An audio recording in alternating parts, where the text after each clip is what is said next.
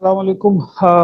बेटा आज हम अपने इनहेरिटेंस चैप्टर का ये सेकंड लास्ट टॉपिक पढ़ने जा रहे हैं और टॉपिक का नाम मैंने आपके सामने मेंशन कर दिया है, that is the natural selection.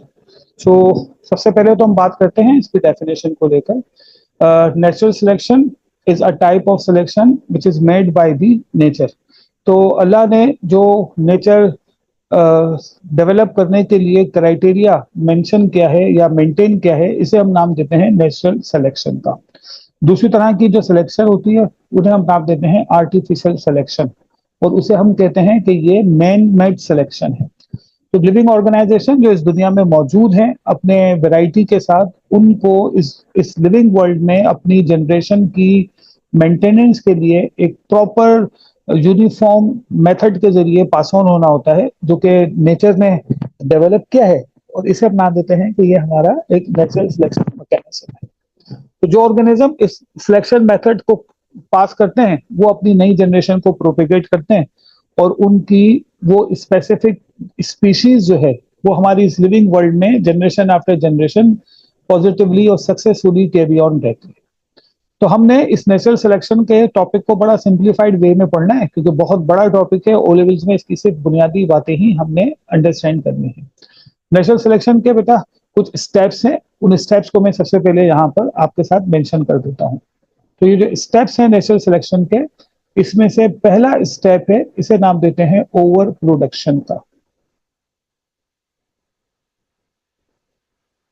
Now this is the process of living organism where they can produce their offspring more than their need. तो इसको हम सिंप्लीफाइड कर देते हैं कि it is the production of offspring more than need. ठीक है, तो अगर हम अपनी नीड से ज्यादा ऑफस्प्रिंग की प्रोडक्शन कर रहे हैं, या जानदार अपनी जरूरत से ज्यादा अपनी नई जनरेशन को प्रोड्यूस कर रहे हैं, तो ये मेथड उनका कहलाता है ओवर प्रोडक्शन मेथड। बहुत ही जरूरी है ओवर प्रोडक्शन, इसलिए कि ये ओवर प्रोडक्शन हेल्प करती है, ठीक है, ऑर्गेनिजम्स की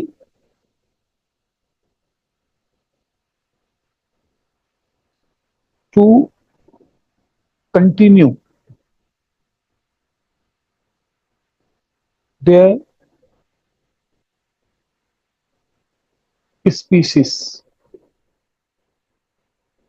जनरेशन आफ्टर जनरेशन। तो दुनिया में जो कोई भी लिविंग ऑर्गेनिज्म आया है, जब वो आ गया इस दुनिया में, तो अब उसने अपनी नई जनरेशन को प्रोपेगेट करना है। ये उसका टास्क है जो कि कुदरत ने उसको दिया है।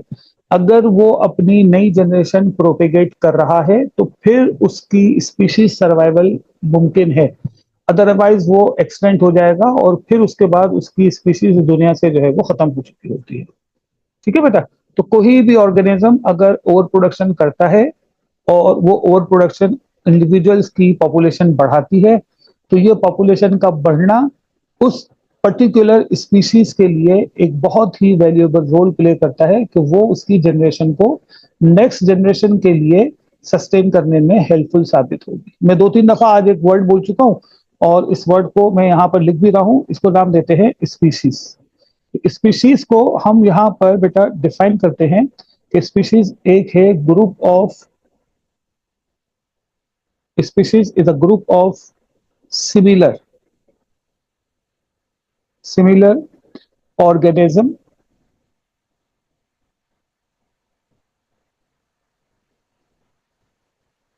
that can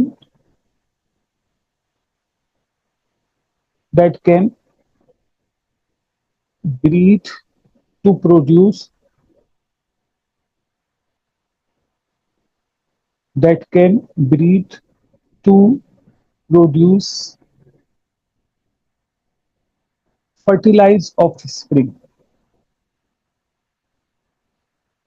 तो ये स्पीशीज की एक सिंप्लीफाइड डेफिनेशन है जो मैंने आपके सामने लिखी है, और आपने इसे इसी तरह से याद रखना है। अगर हम किसी भी लिविंग ऑर्गेनिज्म के लिए वर्ड स्पीशीज यूज करते हैं तो इसका मतलब है उर्दू में कि ये इसकी नस्ल है। और इसका मतलब ये होता है बेटा कि वो एक ऐसा ग्रुप है इंडिविजुअल्स का जिसकी कोई भी तादाद हो सकती है और दुनिया में वो कहीं भी हो सकते हैं, लेकिन अगर उनको ब्रीड किया जाए यानी कि उनके दरमियान सेक्सुअल रिप्रोडक्शन मेथड अप्लाई किया जाए मेल और फीमेल में, तो उनसे नई नस्ल के बच्चे पैदा किए जा सकते हैं। तो ये स्पीशीज का बेटा सिंप्लीफाइड अंग्रेजी और उर्दू मैंने आपको तर्जुमा समझा दिया है। अब आपने ख्याल रखना है कि ओवर प्रोडक्शन नेचुरल सिलेक्शन का पहला स्टेप है। जो जानदार ओवर प्रोडक्शन करते हैं उनकी नस्ल चलती है, जो जानदार ओवर प्रोडक्शन नहीं करते, अंडर प्रोडक्शन रहते हैं, तो by the passage of time Aahista Aahista उनके जो जो पॉपुलेशन है आहिस्ता आहिस्ता वो खत्म होना शुरू होती है। और पॉसिबिलिटी ये है कि वो एक वक्त में आकर हमारी इस लिविंग वर्ल्ड से मुकम्मल तौर पर जो है वो गायब हो जाए, तो हम कहेंगे कि वो एक्सटेंट हो गए हैं। ठीक है, तो मैं यहाँ पर टर्म इस्तेमाल कर रहा हूं कि अगर ओवर प्रोडक्शन नहीं होगी तो if a species shows under production, over production का अपोजिट है अंडर प्रोडक्शन,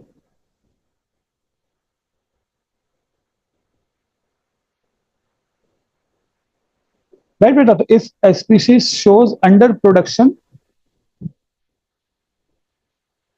तो इसका कॉन्सिक्वेंस क्या है जरा ये देखें। सो दैट स्पीशीज अब होगी first endangered, first endangered, right. Then अब इसके बाद हम लिखेंगे कि ये हो जाएगी एक्सटेंट। तो पहले वो होगी इंडेंजर्ड यानी कि वो खतरे में आ जाएगी, और अगर उसकी ओवर प्रोडक्शन मेंटेन नहीं रह पाती, अंडर प्रोडक्शन ही मेंटेन रहती है, तो एक वक्त आएगा कि वो एक्सटेंट हो जाएगी यानी कि इस दुनिया से वो खत्म हो जाएगी। तो बहुत से दुनिया में ऐसे जानदार हैं जो खत्म हो चुके हैं। एग्जामिनर ने क्वेश्चन भी इसी हवाले से देना है कि आपको कोई भी एक एनिमल या प्लांट के हवाले से इंफॉर्मेशन देगा और आपसे कहेगा कि इसके एक्सटेंट होने की वजह क्या है। तो वन ऑफ द रीजनिंग ये होती है कि ये जो एनिमल या प्लांट हैं उनकी जो प्रोडक्टिव रेट होता है वो आहिस्ता आहिस्ता खत्म होने लगता है किसी भी रीजन की वजह से, और वो जो है वो अपनी जनरेशन को मेंटेन नहीं रख पाते हैं। अब अगर सर जानदार पैदा डायनासोर हो गए, एग्जाम्पल हो सकते हैं, सॉरी बेटे, डायनासोर जिनके एग्जाम्पल हो हाँ सकते हैं। डायनासोर जैसे इनके एग्जाम्पल्स हैं। हमारे पाकिस्तान में सिंध में ब्लू व्हेल इसके एक एग्जाम्पल है जो कि अभी इंडेंजर्ड हो रही है। ठीक है, इसी तरह से मुख्तलिफ किस्म के हमारे पास डियर हैं जो कि इंडेंजर्ड हो चुके हैं क्योंकि उनकी खत्म होती जा रही है अब जनरेशन। इसी तरह से लाइन है, लेपर्ड है, ये इस तरह के एनिमल हैं जो कि अब आहिस्ता आहिस्ता खत्म होते जा रहे हैं। तो किसी भी एनिमल के इंडेंजर्ड होने की रीजनिंग पूछ सकता है एग्जामिनर आपसे इस टॉपिक से रिलेटेड। तो रीजन क्या होगा इंडेंजर्ड होने का, बताइए शाबाश जल्दी से बताइए। जो रीजन है इंडेंजर्ड होने का वो क्या है, शाबाश। देखिए पहला मेंटेन। रीजन ये है, हाँ पहला रीजन तो ये है, रीजन नंबर वन वो ये है कि एक्सेसिव एक्सेसिव हो रही होगी उसकी हंटिंग। सही है, समझ में आ रही है बेटा बात। कोई भी एनिमल जिसको जरूरत से ज्यादा जो है वो मारा जा रहा हो वो इंडेंजर्ड हो सकता है। नंबर टू, अब अगर प्लांट है तो फिर क्लाइमेट हंटिंग नहीं चेंज। होगी, फिर उसकी होगी यही एक्सेसिव जो है वो होगी कटिंग, वो इसे इंडेंजर्ड कर सकती है। फिर तीसरा एक है बहुत इंपॉर्टेंट फैक्टर और वो है लॉस ऑफ हैबिटेट। क्या बेटा, ये लॉस ऑफ हैबिटेट। तो किसी भी एनिमल का अगर हम हैबिटेट जो है वो तोड़ देते हैं, खराब कर देते हैं, तबाह कर देते हैं, और वो बहुत तेजी से डिस्ट्रक्शन की तरफ हो रही होती है हैबिटेट की डिस्ट्रक्शन, तो फिर उस हैबिटेट में रहने वाले जो एनिमल हैं या प्लांट हैं उनकी इंडेंजर कंडीशन जो है वो आ सकती हैं और वो खत्म भी हो सकते हैं। समझ में आ रही है बच्चे बात। तो ये आपने ध्यान में रखना है। चौथी बात इसमें ये आ सकती है कि अर्बनाइजेशन है। अभी थोड़ा सा ज्योग्राफी की तरफ चला गया है, तो अगर हम नए शहर बनाना शुरू कर दें और वो शहर जो है वो किसी गांव के करीब करीब हो, तो वहां की हैबिटेट तोड़ेंगे, वहां की फसलें तबाह कर देंगे। अगर वहां जंगल होगा तो जंगल को साफ कर देंगे, जंगल साफ हुआ मतलब हैबिटेट तबाह हो गई, उस जंगल में रहने वाले एनिमल, उस जंगल में रहने वाले प्लांट, उन सब की डिस्ट्रक्शन हुई, और ये बहुत बड़े पैमाने पर हो जाए तो स्पीसीज के इंडेंजर्ड होने का खतरा जो है वो हो जाता है।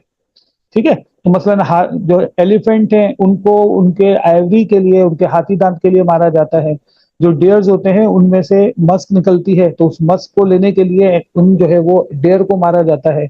इसी तरह से बहुत सारे एनिमल्स हैं, बर्ड्स को बहुत ही ज्यादा जो है वो खूबसूरत अपने फीदर कैरी करते हैं, तो उनको शोपीस के लिए मारा जाता है ताकि उनके बॉडी के को प्रिजर्व किया जाए और फिर घर में ऑर्नामेंटल पर्पस के लिए रखा जाए। शेर को मारा जाता है उसकी खाल के लिए। तो ये मुख्तलिफ रीजन है जो कि किसी भी एनिमल के इंडेंजर्ड होने की वजह बन सकते हैं। प्लांट्स को हम लकड़ी के लिए इस्तेमाल करने के लिए काटते हैं, फर्नीचर के लिए काटते हैं, और डिफरेंट पर्पसेस हैं। मसलन उसके अंदर जो है वो कोई मेडिसिन बनती होगी, तो मेडिसिन की वजह से प्लांट को जो है वो हम अननेसेसरी किल करना शुरू करेंगे, तो ये इंडेंजर्ड होने की वजह हो सकती है। ठीक है, दूसरा जो स्टेप है इसे हम नाम देते हैं नेचुरल सिलेक्शन का। अगर ऑर्गेनाइजेशन ने अपनी ओवर प्रोडक्शन मेंटेन रखी तो वो जिंदा रहेंगे। अब वो जिंदा जो रह गए उन वो अब सेकंड स्टेप में आते हैं, और सेकंड स्टेप का नाम है, इसका याद रखिएगा, इसका नाम है स्ट्रगल। ठीक, this step is called is the struggle for the existence. It is called struggle for existence.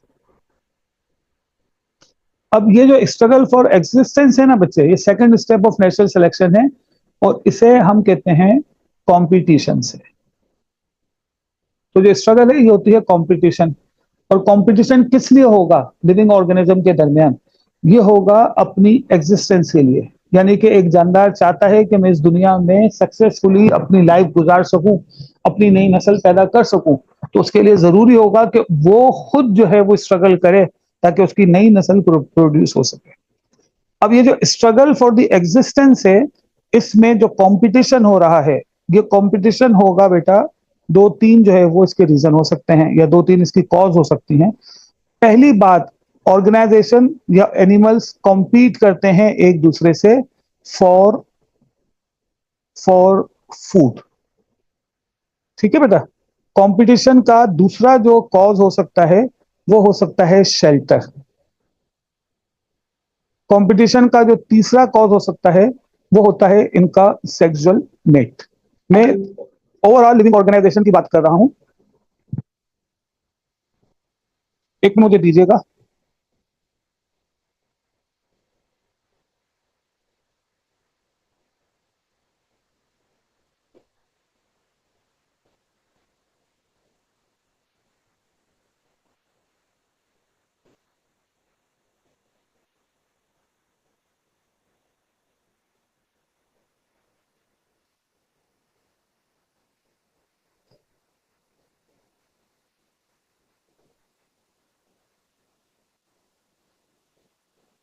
Okay जी, सो मेरी आवाज आप तक पहुंच रही है ना? तो अब आपने बेटा ध्यान में रखना है कि तीन इंपॉर्टेंट रीजन हैं एग्जिस्टेंस को, स्ट्रगल को जो है वो डेवलप करने के, ताकि एनिमल अपनी एग्जिस्टेंस को इंश्योर कर सके। पहला है फूड, दूसरा है शेल्टर, और तीसरी जो है वो हम कह सकते हैं कि ऑर्गेनाइजेशन का सेक्सुअल पार्टनर है। ठीक है, इसमें किसी को कोई कोई बात कोई समझ में आनी हो तो मुझसे पूछ ले। कोई भी इसमें कहानी, किसी को स्टेप आपको जहन में रखना हो, किसी की एक्सप्लेनेशन चाहिए तो आप मुझसे पूछ सकते हैं। जी, देखिए शेल्टर इसलिए चाहिए कि जिंदा रहने के लिए उसे एक महफूज मुकाम चाहिए, वरना एनिमल्स उसके सामने जो है वो आएंगे और वो उनको जो है वो मारना शुरू करेंगे। फूड इसलिए चाहिए कि फूड खाएंगे तो जिंदा रहेंगे, अगर भूखे रहेंगे तो मर जाएंगे। सेक्सुअल मेट इसलिए चाहिए ताकि वो अपनी नई नस्ल प्रोड्यूस कर सके। इन्हीं तीनों पर्पस के लिए ऑर्गेनिज्म अपनी सारी लाइफ कंपटीशन करते रहते हैं, और इस कंपटीशन में अगर सक्सेसफुल होंगे तो अपनी जनरेशन प्रोपेगेट करेंगे, अगर इस कंपटीशन में अनसक्सेसफुल रहेंगे तो फिर एनिमल की डेथ या प्लांट की डेथ हो सकती है, और उस डेथ की वजह से वो अपनी ओवर प्रोडक्शन अगर कर रहा है तो ठीक है, अगर वो अंडर प्रोडक्शन पे चला गया तो फिर उसकी सर्वाइवल मुमकिन नहीं रह पाएगी। तो यहाँ पर आपने बेटा याद रखना है, एग्जामिनर जब क्वेश्चन देगा, मैं आपको इसकी वर्कशीट जो है वो भेजता हूँ शाम को या रात को, तो इसके क्वेश्चन आपको जो है वो करेंगे तो आपको आइडिया हो जाएगा कि किस तरह के क्वेश्चन पूछ रहा है। आमतौर पर केस स्टडी आती है इसमें, ये आपने याद रखना है सीधे सीधे से सवाल नहीं आते हैं। थर्ड इंपॉर्टेंट फैक्टर ये आता है स्ट्रगल के अलावा, उसे कहते हैं survival of the fittest. Survival of the fittest क्या मतलब है इसका?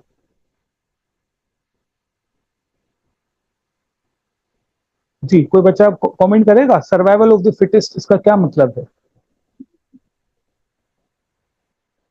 शाबाश। नहीं आइडिया कोई? चले मैं बताता हूं, आइडिया नहीं है तो देखें। मैं एक आम से एग्जाम्पल यहां देता हूं। मसलन मैं ये कहता हूं कि इस वक्त शहर में बायोलॉजी के 4 डिफरेंट जो है वो टीचर्स हैं, जो अब डिफरेंट जो है वो स्कूल्स में पढ़ाते हैं और शाम में अपनी अपनी एकेडमीज में ट्यूशंस पढ़ा रहे हैं। इसी तरह से केमिस्ट्री के भी 4-6 टीचर्स होंगे, इसी तरह से फिजिक्स के भी 4-5 टीचर होंगे, इसी तरह से मैथ्स के भी कुछ टीचर्स होंगे। हर सब्जेक्ट के टीचर्स हैं। आप O2 क्लियर कर कर आए हैं, तो इस वक्त हैदराबाद सिटी में एकेडमीज में तकरीबन 3 ऐसे टीचर हैं जो कि रिनाउंड हैं। उनके नाम बताइए कौन कौन से हैं जो पाकिस्तान स्टडी पढ़ाते हैं। शाबाश।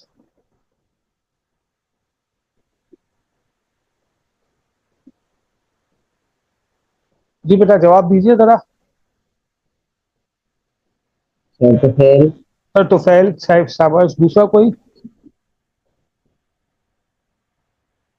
उबैद। गर्ल्स जो है उन्होंने भी कहीं ना कहीं पाकिस्तान स्टडी पढ़ा होगा, चाहे स्कूल में ही क्यों ना पढ़ा हो। तो उस टीचर का नाम बताएं जो उन्हें पाकिस्तान स्टडी पढ़ाते थे। जी गर्ल्स,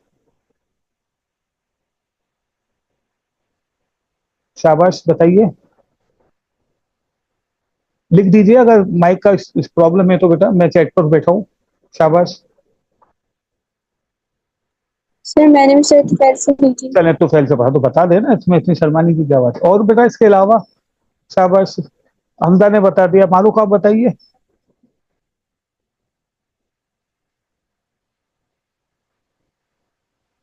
सर मैंने कराची से ऑनलाइन क्लासेस ली चलिए, थी आपने सर सलमान से। ठीक है, आपने सर सलमान से पढ़ा था।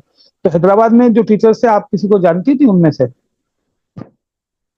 सर तो फैल को सर जानती थी। तुफैल को जानते थे। अब देखें 3 बच्चों ने सर तुफैल का नाम लिया, तो हम ये कहेंगे कि इस वक्त हैदराबाद की मार्केट में सबसे ज्यादा फिट जो है टीचर पाकिस्तान स्टडी को पढ़ाने वाला, वो सर तुफैल। सही है। अच्छा, आप में से, अब मैं क्योंकि ज्यादा लंबी बात नहीं करना चाह रहा, टाइम की कमी है, आप में से बहुत सारे बच्चे तुफैल के अलावा सर उस्मान को जानते होंगे, नाम सुना होगा। बहुत सारे बच्चे अली हसन को शायद जानते हो, उनका भी नाम सुना होगा। बहुत सारे नजम शेख को जानते हो। ये वो टीचर हैं जो पाकिस्तान हैदराबाद में पाकिस्तान स्टडी पढ़ाते हैं। आज से 10 साल पहले, 10 इयर्स बिफोर चले जाते हैं, 2004 में हैदराबाद में सबसे ज्यादा स्टूडेंट पाकिस्तान स्टडी जिसके पास पढ़ने जाते थे वो था नजम हसन, और दूसरे नंबर पर अली हसन था। आज से अगर हम 20 साल पहले चले जाएं तो अली हसन के अलावा बच्चे पाकिस्तान स्टडी किसी से पढ़ने ही नहीं जाते थे। तो 20 years before Ali Hasan was the fittest person to teach Pakistan study. अब वो फिटेस्ट नहीं है, इवन उसने पढ़ाना भी छोड़ दिया। उसकी वजह यह है कि उसकी फिटनेस खराब हो गई, तो उसका सर्वाइवल मुमकिन नहीं रहा। ये बात क्लियर हो रही है? अब इस वक्त मार्केट में, हैदराबाद के मार्केट में पाकिस्तान स्टडी के 3 टीचर पढ़ा रहे हैं एकेडमीज में, जिन्हें मैं भी जानता हूं। उसमें से एक तुफैल है, दूसरा उस्मान है, और तीसरा जो है वो नजम शेख है। इन तीनों के दरमियान कंपटीशन चल रहा है। ये है उनकी स्ट्रगल ऑफ द एग्जिस्टेंस। इनमें से अभी मैंने कहा कि तुफैल फिटेस्ट है, इसका मतलब ये है कि तुफैल के पास सबसे ज्यादा स्टूडेंट जाता होगा और तुफैल का रिजल्ट सबसे अच्छा आता होगा। कब तक फिट रहेगा? जब तक कि उसके रिजल्ट अच्छे आते रहेंगे। जिस दिन उनके रिजल्ट खराब हुए, उनकी फिटनेस मुतासिर होगी, बच्चे किसी नए टीचर के पास चले जाएंगे। ये बात क्लियर हो रही है बेटा? जी सर। क्लियर है? बिल्कुल इसी तरह हर सब्जेक्ट में है।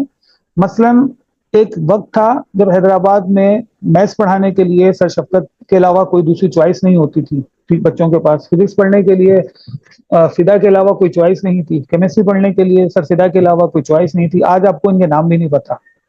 वजह क्या है इसकी?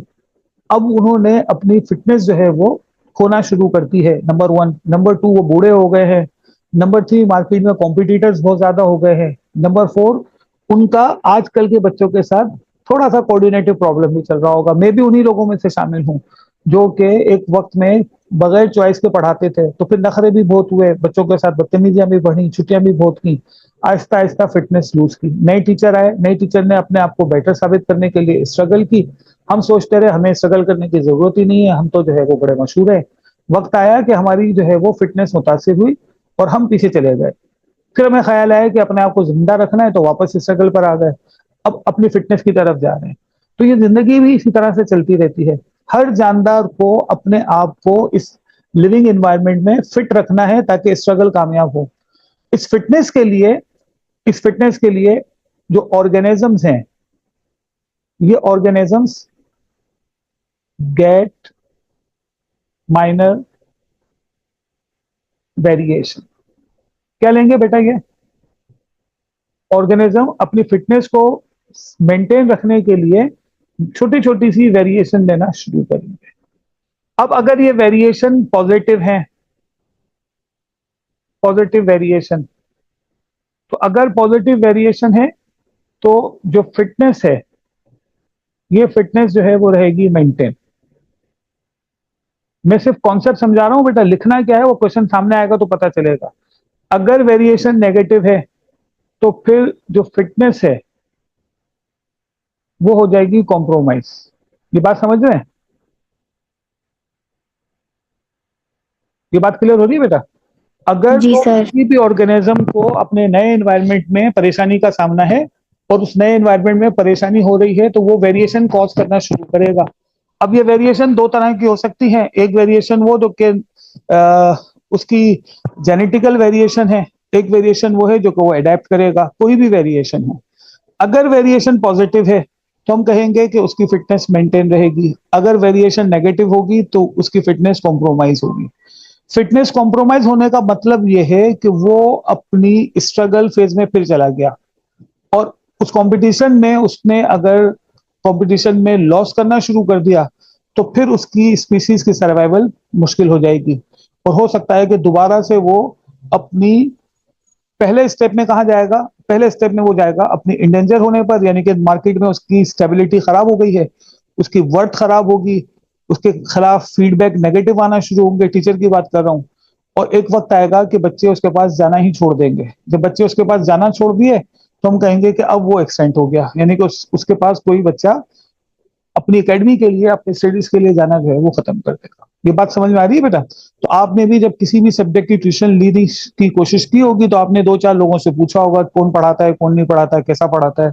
आपको फीडबैक मिला, उसके बाद आपने अपनी एकेडमी के लिए किसी भी एक टीचर को कांटेक्ट किया, दो चार दिन उसके साथ आपने इंटरेक्शन किया, पढ़ के देखा, आपको लगा सही पढ़ा रहा है तो ठीक है, नहीं पढ़ा रहा तो आपने कोई ना कोई बहाना बनाकर ट्यूशन छोड़ दी, या आपने सिंपल सा कह दिया कि जी मुझे समझ नहीं आई।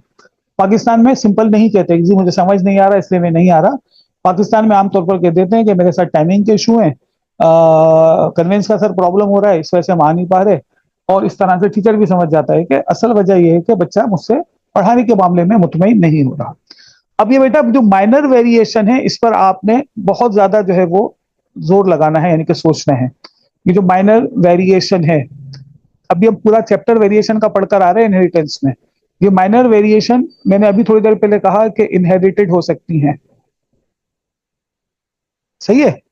जैसे ब्लड ग्रुप ए और ब्लड ग्रुप ए को क्रॉस करें तो इनसे जो बच्चों का ब्लड ग्रुप हो सकता है वो ए और ओ हो सकता है, तो ओ जो है वेरिएशन हो गई। सही है? समझ में आ रही है बेटा बात?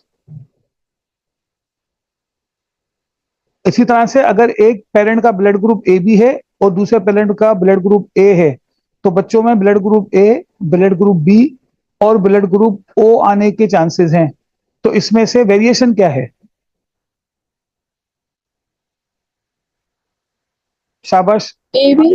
ए बी तो पेरेंटल ग्रुप था, ए बी पेरेंटल ग्रुप था, तो ये बी और ओ ये वेरिएशन है। अब यहां से मैं सवाल उठा रहा हूं ना माइनर वेरिएशन को लेकर। अगर कोई इन्वायरमेंटल चेंज आ रहा था और ऑर्गेनाइजेशन की फिटनेस कंप्रोमाइज हो रही थी, सपोज करते हैं, और उस इन्वायरमेंटल चेंज की वजह से जिन बच्चों का ब्लड ग्रुप ओ आ रहा था वो किसी ना किसी बीमारी में मर रहे थे, तो माइनर वेरिएशन ये आएंगी कि उस पॉपुलेशन में ब्लड ग्रुप ओ के जो लोग हैं वो खत्म हो जाएंगे क्योंकि वो मर रहे हैं। है ऐसा?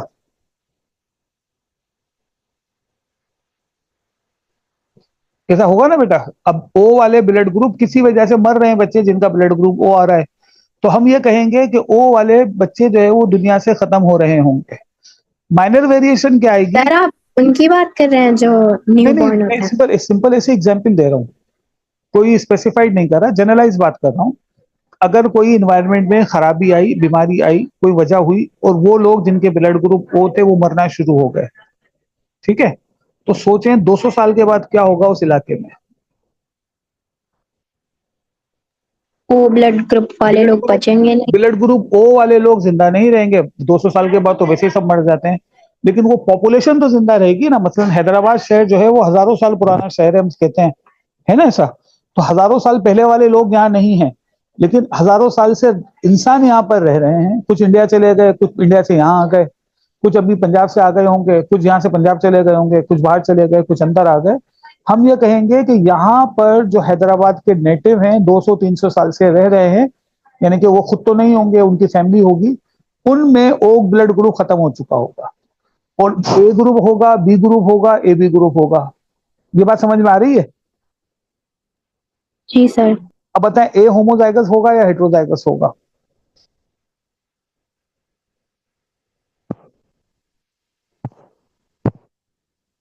देखिए, एग्जामिनर ने ऐसे ही सवाल करने हैं ना।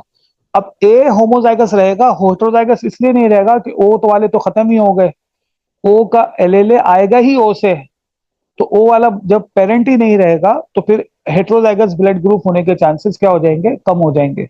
ज्यादातर ब्लड ग्रुप जो लोगों में रह जाएगा वो ए होमोजाइगस, बी होमोजाइगस रहेगा।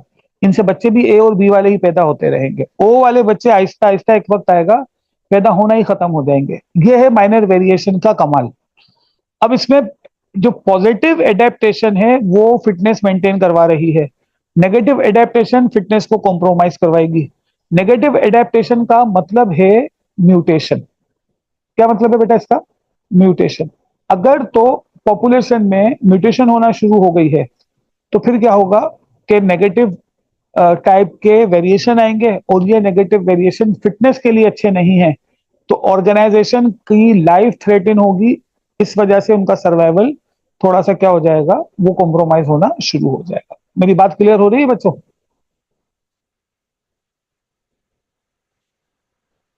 जी सर। ठीक है। अब ये क्वेश्चन जब आएगा ना तब आपको थोड़ा सा ये कॉन्टेंट ध्यान में रखिएगा कि क्या हो रहा है इसके साथ। अब फिटनेस के लिए जब वेरिएशन ने अपना काम किया तो ये फिटनेस के हवाले से जो वेरिएशन है ना, ये 2, 4, 6, 8, 10, 20 साल में नहीं होगी। ये वेरिएशन को डेवलप होते होते होते होते हंड्रेड्स ऑफ ईयर लग जाएंगे और जनरेशन आफ्टर जनरेशन तक ये वेरिएशन घूमती रहेंगी और एक वक्त आएगा कि एक ऑर्गेनिज्म उस नए इन्वायरमेंट में रहते हुए बिल्कुल बदल चुका होगा। यानी कि उससे उससे 5,000 साल पहले, 3,000 साल पहले, 2,000 साल पहले के जो ऑर्गेनिज्म थे, अपेरेंटली वो ऐसे नहीं रहेंगे। ये थोड़ी सी समझ में ना आने वाली बात लगेगी, मैं इसकी एग्जाम्पल देकर आपको इस कॉन्सेप्ट के इस टॉपिक को भी खत्म करने जाता हूं।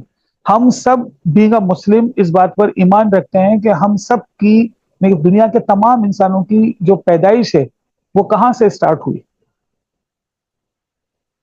जी, who is the fore father of human being according to? Prophet Adam तो हम अलैहिस्सलाम। प्रॉफिट हजरत आदम अलैहिस्सलाम और उनकी वाइफ अम्मा हवा अलैहिस्सलाम की प्रोजेनी है, ऐसा ही है ना बेटा? अब पूरी जी सर। दुनिया में जो इंसान है वो उन्हीं से पैदा हुए हैं। बीइंग अ मुस्लिम हमारा ये जो है वो एक फेथ है। तो पूरी दुनिया में जो इंसान है क्या वो सब एक जैसे हैं? नहीं। नहीं, वो अलग अलग हो गए। वो अलग अलग क्यों हो गए? वो अलग इसलिए हुए कि उनके दरमियान ये चीज आ गई जिसका नाम क्या है बेटा? Minor variation.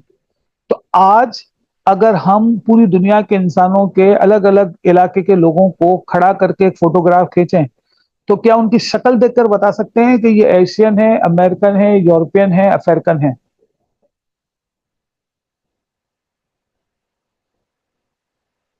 जी बेटा। 7 कॉन्टिनेंट हैं, बड़े बड़े कॉन्टिनेंट के नाम दे रहा हूं। एशिया, फिर दूसरा जो है वो कॉन्टिनेंट आ गया हमारा यूरोप वाला, तीसरा कॉन्टिनेंट आ गया हमारा अमेरिकन वाला, चौथा कॉन्टिनेंट आप कोई भी लगा लें। जितने भी कॉन्टिनेंट हैं, इन सब कॉन्टिनेंट से दो दो सैंपल लें लोगों के, उन सबको एक लाइन में खड़ा करें और एक तस्वीर खींचें और फिर वो तस्वीर आप देखें, तो क्या आप उन फोटोग्राफ को देखकर अंदाजा लगा सकते हैं कि ये जो ह्यूमन है इसका ताल्लुक किस कॉन्टिनेंट से होगा? जी, इसमें कोई शरारत नहीं करनी है, तो हम उसको आसानी से देख सकते हैं। मसलन जो एशियन है उनका फिजिकल प्रोफाइल यूरोपियन के फिजिकल प्रोफाइल से इंटायरली डिफरेंट है, यूरोपियन वाले का अफ्रीकन से इंटायरली डिफरेंट है, अफ्रीकन का जो है वो किसी लैटिन अमेरिकन से इंटायरली डिफरेंट होगा, उस लैटिन अमेरिकन का हम रशियन से देखेंगे तो वो इंटायरली डिफरेंट हो जाएगा। ऐसा ही है ना बेटा? ये जो ह्यूमन के दरमियान वेरिएशन है, ये वेरिएशन इसलिए आई कि वो अलग अलग कॉन्टिनेंट में रहते हैं, वहां का एनवायरनमेंट अलग है, वहां का वाटर का जो है वो अलग है, वहां का टेम्परेचर अलग है, वहां का जो जोन है वो डिफरेंट है, वहां की लाइट लेंथ डिफरेंट है, वहां के फूड डिफरेंट है, तो वहां पर रहने वाले लोगों की जो फिजिकल अपीयरेंस होगी वो पाकिस्तान के रहने वालों से डिफरेंट हो जाएगी। अब बताइए, क्या आप पाकिस्तानी में और इंडियन में डिफरेंशिएट कर सकते हैं शक्ल देखकर? नहीं। क्यों? शाबाश, सही आंसर है, लेकिन क्यों? क्योंकि दोनों एशियन क्योंकि सेम होते हैं। मतलब एशिया में रहते आप हैं। देखें ये दोनों एशिया है ना, ये सही सही आंसर नहीं है। क्या आप शक्ल देखकर एक पाकिस्तानी में और एक चाइनीज में डिफरेंशिएट कर सकते हैं? चाइनीज भी एशियन है। अब हम डिफरेंशिएट कर सकते हैं, क्या ख्याल है ना? अब हम कहेंगे कि जो लेकिन इन्वायरमेंटल, सर ऐसे तो पहले पाकिस्तान और इंडिया एक था, एक ही हाँ कंट्री सही थी, है, ये वही उसी मतलब तरफ एक ही सब कॉन्टिनेंट। हम हैं सेंट्रल एशियन। पाकिस्तान और इंडिया जो है वो सेंट्रल एशिया वाला है, और जो चाइना है वो सेंट्रल एशिया में नहीं आता। वो पाकिस्तान स्टडीज जिस बच्चे ने याद है ना उसको बता देगा, वो जो है वो हमारे सेंट्रल एशियन नहीं है। तो उनका जो एशियन है, उनका एशिया थोड़ा सा जो है वो सेंटर में नहीं है, सेंटर सेट कर हो गया। अब देखें ये जो हमारा जो सॉरी गल्फ है, ये भी एशियन है, ये भी सेंट्रल एशियन में नहीं आता। इनके चेहरे हमारे चेहरों से डिफरेंशिएट करते हैं। तो ये एरिया करीब होने की वजह से क्या होता है कि इनके दरमियान वेरिएशन के जो मामलात हैं वो थोड़े से कम हो जाते हैं, तो हम पहचानने में मुश्किल कर सकते हैं। ऐसा ही है ना बेटा? अब अगर इंडियन और पाकिस्तानी मुंह खोले तो पहचान लेंगे? मुंह खोले का मतलब ये है कि वो बात करे तो पहचान लेंगे। जी, क्यों पहचानेंगे? क्योंकि उनका एक्सेंट डिफरेंट होता है। चेंज होगा। ये एक्सेंट जो है वो एडेप्टिव चेंज है। आ रही है समझ में बात? एक चाइना वाले का और एक पाकिस्तानी का चेहरा, ये जेनेटिक चेंज है। और एक पाकिस्तानी और एक इंडियन के दरमियान जो एक्सेंट चेंज है ना, वो जेनेटिकल नहीं है, वो उसका एक्सेंट जो है वो एरिया के हिसाब से, तो वो एरिया के हिसाब से बोलेगा, और हम उसकी माइनर वेरिएशन में ये देखेंगे कि ये एक एडेप्टिव चेंज है जो उसने ऑब्टेन कर ली है। मेरी बात समझ में आ रही है बेटा? ठीक है। जी सर। अब मैं बेसिकली जिस कास्ट से ताल्लुक रखता हूं वो ये है, और मैं माइग्रेट कर कर, मैं नहीं, मेरे फादर माइग्रेट कर कर आए थे इंडिया से। ठीक है। और इंडिया में जब हम रहते थे तो इंडिया में हम जो है वो बोलते थे गुजराती, जो अब नहीं बोलते यहाँ पर। तो मेरे पेरेंट्स गुजराती बोलते थे, मैंने गुजराती सीखी ही नहीं, मेरे बच्चों को तो जो बिल्कुल भी नहीं आती। अब हमारे साथ एक जर्नल इशू है, वो इशू ये है कि ये जो वर्ड है ना, ये जो मैं लिख रहा हूं इस वक्त, क्या लिखा है? जी, उर्दू की क्लास चीन। चीन। हमारी मदर टंग में ये अल्फाबेट है ही नहीं, इसकी जगह हम यूज करते हैं ये क्या है? सीन। सीन। तो जो मेरी मदर टंग थी, यानी कि जो मेरे फोर फादर थे, वो शाहिद नाम रख तो देते थे लेकिन बोलते थे साइद। इंडियन आपको अभी भी नजर आएंगे, इंडिया की कोई भी वीडियो उठाइएगा और आपको नजर आएगा कि वो शीन नहीं बोल रहा, वो सीन बोल रहा है। फील किया है कभी? जी सर। सर सारे इंडियंस नहीं बोलते, शीन को सीन नहीं बोलते। से नहीं बोलते। वो इसलिए नहीं बोलते कि वो शहरों में रहते हैं तो उनकी आदत अच्छी हो गई। जैसे मैं भी अब शीन ही बोल रहा हूँ ना, और मैं शाहिद भी बोल रहा हूँ, और शाकिर भी बोल रहा हूँ, और शकूर भी बोल रहा हूँ। मेरी अम्मी, शाहिद को साहिद, शकूर को सकूर और शकील को शकील। 50,000 दफा समझाने फिर भी नहीं बोलती थी क्योंकि वो था ही नहीं। ये क्या लिखा हुआ है?